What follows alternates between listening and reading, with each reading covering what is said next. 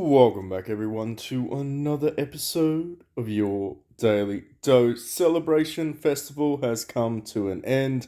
So, if you do have any of these things, you can't do them. But basically, if you do have any of these items left, you can spend them. Otherwise, they will disappear from your inventory. You have been warned, make sure you do not waste your resources.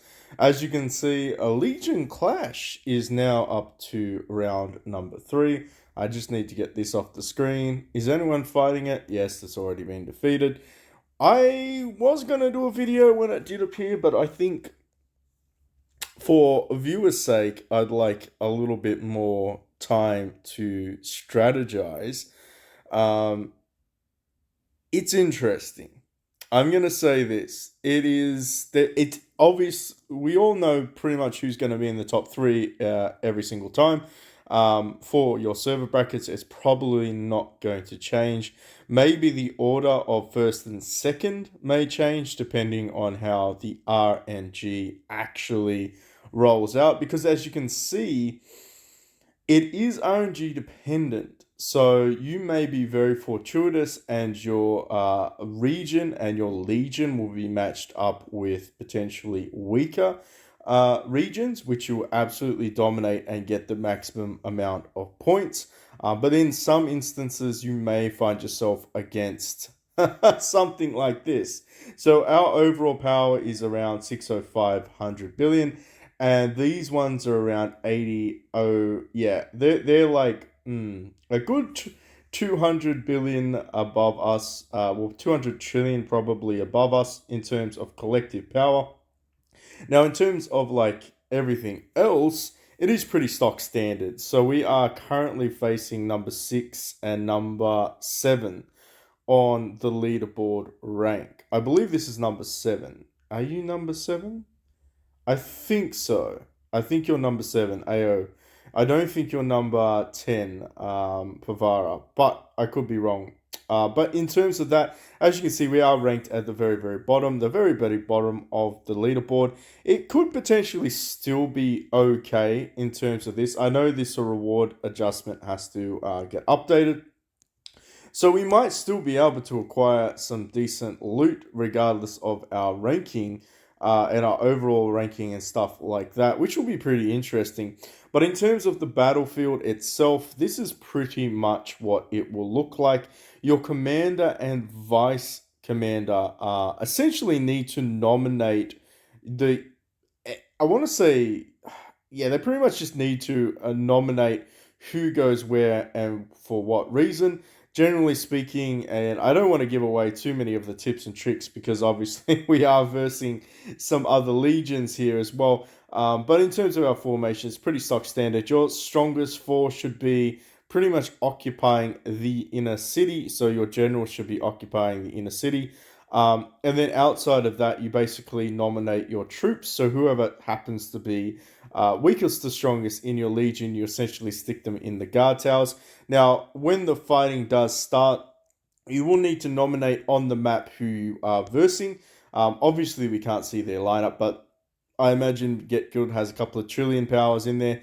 Don't be dismayed though, because you can focus on one particular legion and focus on one tower route. We'll be able to see that in about 6 hours and 24 minutes. I will do a quick update video, but just remember, if you are a part of this, your legion and vice legion bosses need to set up your defense strategy so that you can participate.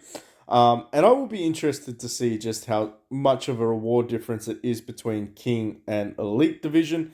But we do have Family First. You all know that this is probably one of my favorite events, mainly because you can get a lot of stuff for, I want to say, a decent value. Decent value. I'm not going to say that it's fantastic value because it's probably not, but for decent value, it is all relative. But the main reason that I say that is because this one actually has things that we want, i.e., it does have the Generation 5 heroes. I feel like a lot of players are mainly focused on the Generation 5 hero for now. Of course, they don't have the Gen 5 charms because that was just released in Arms Race. But essentially speaking, this is a fantastic way for you to potentially update your Generation 5 heroes if you are a light spender, of course. If you are smart, you are absolutely well within your rights to keep saving up for the mythic skin. Is it a very strong skin? Honestly, no. It's not. It's okay. It does the job, but the reality is your transformation is really what you want to be running. And Sharpie is still the best transformation in the game so far. Of course, if you did want to get a little bit ballsy, a lot of players do run Xiaoyun as a transformation. Just remember that you do kind of need the mythic outfit for him to actually do a lot of damage because he is a mythic transformation. So it is kind of tied well and truly together. Very, very expensive. I personally would wait for the billionaire event to have that. Sorry, the transformation event to have Xiaoyun if you wanted to play Xiaoyun. Now, honestly, Lu Meng is probably the better choice because he does have that passive ability. Essentially speaking, he can make your heroes invulnerable to attacks. So this guy's pretty decent to use as well. I'm going to be waiting for Hao Tao though. I'm going to be waiting for the Gen 6 to update mine. At the moment, Xiaopi does work for us. But in terms of us mere mortals that do not want to spend any money, we will be able to work on our heroes again. So I still had 17 crackers left over. You'll be able to work on your beasts, your heroes, some of your charms if you would like to do so. But of course, most players will probably be focusing on the mythic equipment. 40 shards is no joke, combined with everything else that you can acquire now. For those that are curious, if you have been sleeping on it, I probably would be like, you're really doing yourself a disservice. You need to be getting these 8 a day. I would really recommend getting 8 a day because there are a lot of events that are going to give you mythic shards, but getting those 8 a day of that from the equipment chest is perfect. If you're ever curious about it, basically come in here and do your glory haul. It does reset every couple of days, so you can come back in here to do it. I would just recommend keep doing this, keep stacking this up. Now, of course, if you do get closer to the tier zones where you can get the better rewards, such as the boots, maybe don't spend because it is still 20k, so kind of keep 20k resort. I mean, if you're like at say zone 63 at the beginning, I wouldn't be buying them that day. I'd be trying to push and see whether or not you can accumulate the resources. But generally speaking, those are what you want to be doing. Relic shop's the same. Make sure you're doing that every single day. I wouldn't spend any gold to get the relic stuff, but it is kind of important. Also, make sure, I always say this, make sure you're buying your 5 a day. It is very, very, very valuable to basically just to do that. Trust me when PB says it. Now, of course, everybody probably understands this event right now.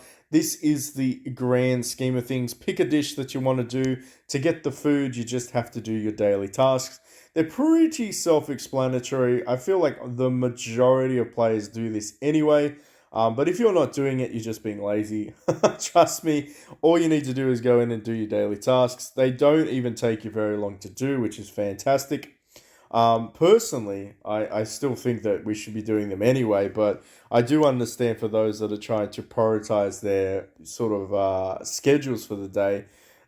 To be fair, it probably only takes you an extra 5 minutes to do the extra tasks. But in saying that, it is kind of valuable. You kind of want to do it because, like you can see, you're getting like 30 extra things. I mean, the Mount Dungeon is probably the only one that I don't want to do. If you're curious about this, all you need to do is do this one and then go back in there and do this one. I think most people know this trick, but this is the easiest way to do it. Just go back in and out. Military is a little bit longer, but I feel like most players want to be doing this. The reason I'm doing this is for the nature of the video. We're going to skip ahead. How many more fights do we have to do? I think we're going to have to do 2 more. I don't think we're going to lose. Not saying that we're strong. It's just at this stage, they kind of give it to you. You know what I mean? They kind of give it to you. Mount Dungeon, though, is the only one. Is it worth getting it? You know what? 15 vegetables isn't too bad. But the main thing is you want to be building your dish. And as you do this, as you donate, you're going to get these items up here. So you're going to get firecrackers and you're going to get the ox symbol. And the ox symbol is very important. And the firecrackers are actually very important. this is going to basically allow you to build your dishes, and then you can give that to your legion as well, which is fantastic. Now, for those that do have a little bit of gold saved up, you can grab the premium meat. That is correct. Beat your meat, ladies and gentlemen. 5k gold for 50 of them. Pretty much the same thing or the same concept as Arms Race. You want to spend these every single time. You don't want to hoard any of these vegetables or ingredients. You must spend them, or they will disappear from your... essentially, they're just going to disappear. So don't do that. Do not do that. Other ways to get firecrackers is pretty much to do this as well. So as you can see, you'll be able to go through your gourmet feasts. The VIP packages aren't terrible. We can show you that in a second. But the main reason that you want to be doing this event is to acquire some of these items here. They aren't really... they change the names every now and then. I don't know why they change the names every now and then. But the idea is you get the guaranteed 3 of those crackers. And of course you get a selection chest, which is very, very important. And you do get some vegetables down the below. So realistically speaking, the event just keeps on giving, which is kind of what I'm getting at. In terms of the discount, the best value is going to be this. If you do have vouchers, I would recommend buying the dollar package every single day. You will get some more meat each day, and of course that means you will be able to get some more of those lanterns. What do I need to do? What do I need to do? How far? I've got 45 shards. So that means that I just grabbed 30 of you. That's pretty much a no-brainer. That's a no-brainer right there. But the big question is, do I make Zhao Yun for the charm index? Or do I 2-star you? Zhao Yun or 2-star you? Decisions. I think we should be okay. We might as well just go on 2-star old mate Gong Sang. So there you go. As you can probably tell, I think most players that have been saving their 45 shards up and some of their lanterns, you'll actually be able to be building your first Generation 5 hero. Let me know in the comment section down below. Did you get your first Gen 5 hero because of this event? Have you been saving those shards up?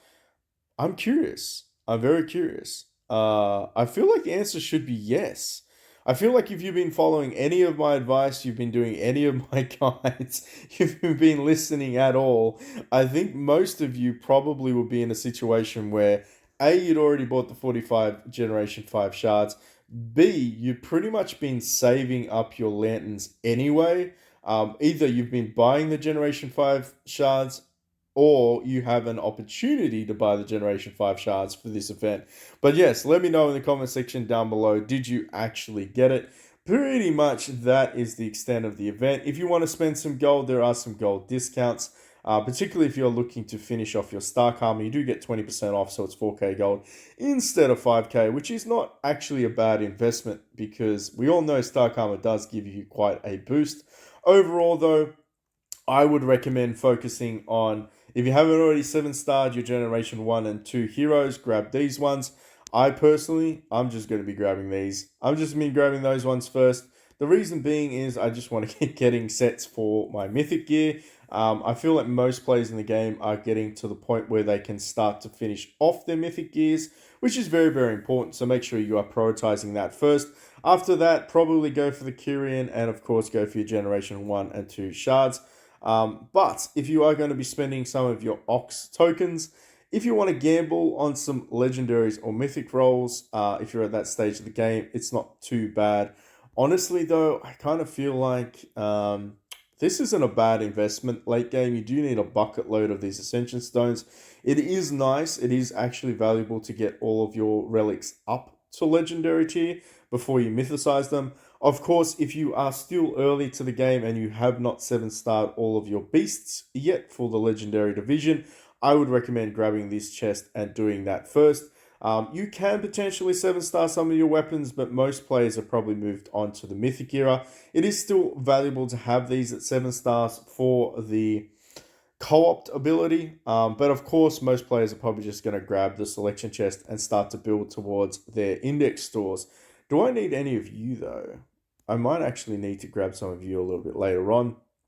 If you are stuck and you just don't know, and you're like, "BB, I have no idea," grab this chest down here. It is kind of a no-brainer, but these are all of the resources that you need to advance your account mid to late game. That is actually a very, very, very, very valuable asset. This one down here is too. Getting everything up to that Soul Forge level takes a long time, and then above that Soul Forge level takes a shit ton of a time. So I would recommend grabbing that one purely for that if you are late game and have no idea what to spend your tokens on.